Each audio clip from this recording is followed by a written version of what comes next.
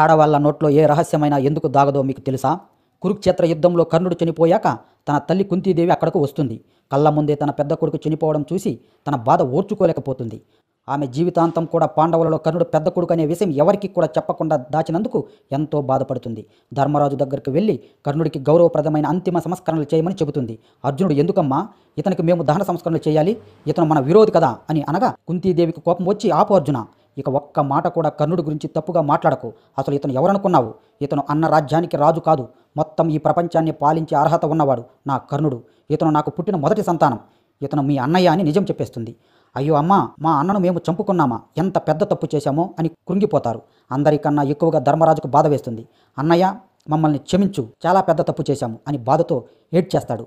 ఇంత పెద్ద రహస్యం ఎందుకు మా నుండి దాచావు? మా అన్నను మా చేతులతోనే చంపించావు. నువ్వు ఒక్కసారి ఈ నిజం చెప్పి ఉంటే అసలు మేము యుద్ధానికే దిగకుండా ఈ రాజ్యాన్ని మా అన్న కాళ్ళ ముందు ఉంచేవాళ్ళం. ఇప్పుడు మేము మా చేతులతోనే మా అన్నయ్యని చంపుకున్నాము అని బాధపడతారు. కొంత సమయానికి ఆ బాధ కాస్త కోపంతో మారిపోయి, ఇంత పెద్ద రహస్యం నీ మనసులో దాచినందుకు మీ ఆడవాళ్ళకు ఒక శాపం పెడుతున్నాను అని, ఇకపై ఆడవాళ్ళ నోట ఏ మాట దాగదు అని కోపంతో శపించాడు ధర్మరాజు. ఈ ఒక్క శాపం వల్ల ఆడవాళ్ళ జీవితాలు మారిపోయాయి. అప్పటి నుండి ఇప్పటి వరకు ఎంతోమంది ఆడవాళ్ళు వాళ్ళకు తెలిసిన రహస్యాలు వాళ్ళ మధ్యలో దాచుకోకుండా బయటకు చెప్పేస్తూ ఉంటారు. మీరేమంటారో కామెంట్ చేయండి. శ్రీకృష్ణుడు అంటే ఇష్టమైతే జై శ్రీకృష్ణ అని కామెంట్ చేయండి.